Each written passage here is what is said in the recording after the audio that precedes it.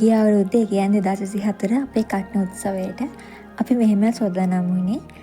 ඉතින් අපේ කටන ශ්‍රීවර මණ්ඩපය හැදුවේ මන්ටම් ෆ්ලෝරා කොරැස් අපේ සචියක් ඇතුළු ක්‍රූ එකට. ඊට අමතරව අපේ අනිකුත් ඩෙකරේෂන්ස් වලට අපේ ගමේ මල්ලියල හැමෝම එකතු වෙලා අපිට සහයෝගය දක්වලා දිවාරය නොබලා. ඉතින් මම මේක අවස්ථාවක් කරගන්නවා මේ හැමෝටම ස්තුතිවන්ත වෙන්න.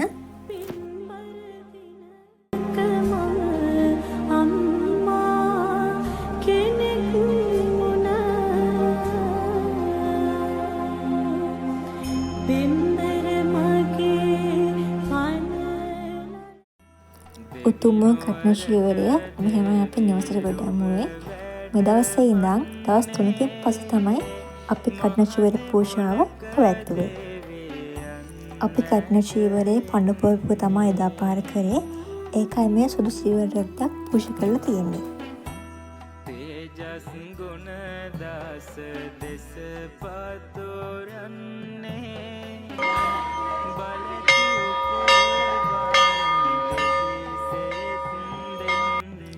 මේ කටන පූජෝත්සවයේ දවස ඔක්තෝබර් 25.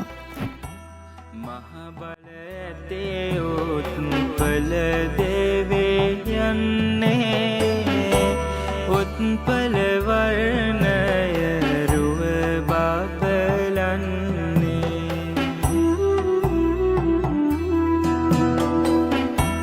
නෙත් තුල තේජස් බල උතුරන්නේ ලකබර රකිනා මහදේවී වන්නේ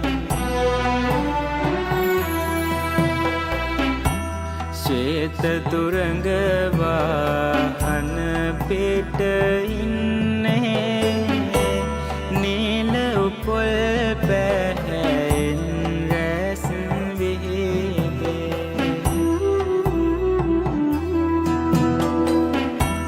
යසස් තේජ බාල ගුණ පතුරන්නේ දෙවිඳු පොල්වන් දෙවි වැඩ ඉන්නේ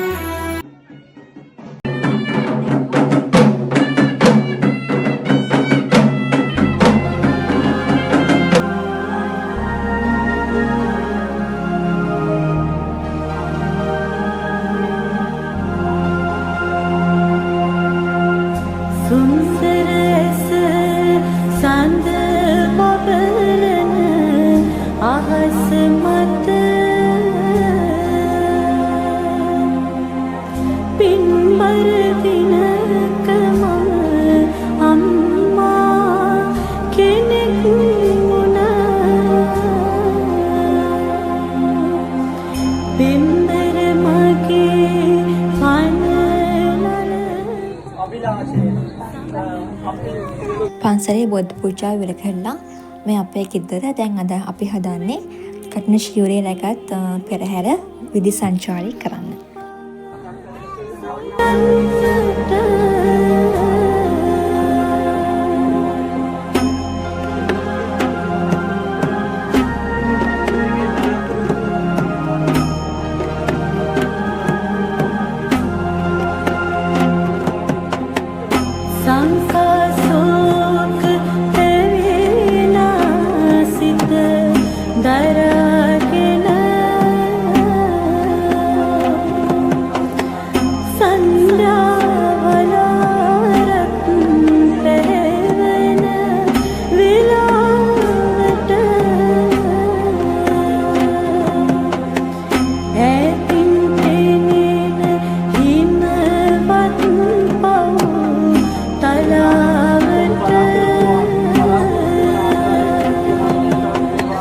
in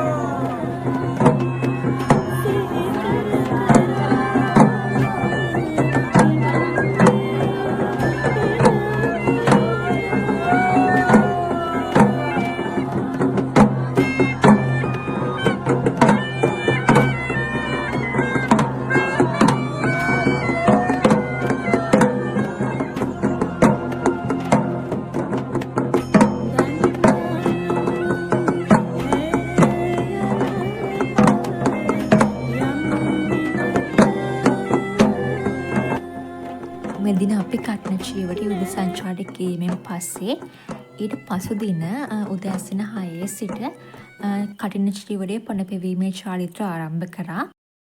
මුලින්ම අපි චීවරය ඒ කොටස් වලට කපාගෙන මැසීම් සිදු කරා. මේ සියල්ලම කරන්නේ නායක ස්වාමීන් වහන්සේලාගේ අනුදැනුම් මත.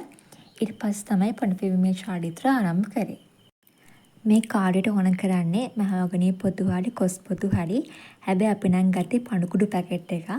ඊට අමතරව පඳු ඔරුවක් සහ පත්තක් ඕන කරනවා. පඳු පුවන්නේ මෙහෙමයි. මහවගනී පොතු හරි කොස් පොතු හරි ගන්නව නම් ඒව සිහින්ම කොටාගෙන ඒව කොටාගත්ත පොතු ටික ගොඩක් කලාවක් තඹ ගන්න ඕන. අපි ගත්තේ පණුකුඩු පැකට් එකක් නිසා අපි ඒව තමයි තඹ ගත්තේ. ඊට පස්සේ අපි මසාගත්ත ලද චීවරය පඳු ඔරුවේ තැම්පත් කරලා තඹාගත් දීරයක ආදාළකයක් මගින් ඒ මතට තවරලා හොඳට චීවරයට උරා ගන්න හැකිවන පරිදි රෝල් කරමින් පඳු ගසන්න ඕන. ඊට පස්සේ අපිට පුළුවන් මද පවනේ මේ චීවරය වේලා ගන්න. අවසාන වශයෙන් කටන චීවරය අප විසින් ස්වාමීන් වහන්සේට පූජා කරා. උන්වහන්සේලා කටන චීවරය පවරණය කිරීම සිදු කරා. දහවල් දානමයෙන් අනතුරුව මේ මහා පුණ්‍ය කර්මයේ කටයුතු අවසන් කෙරුණා. මේ උතුම් පුණ්‍ය කර්මයට සහභාගී වූ සියලුම දෙනාට පින් අනුමෝදන් කරමු.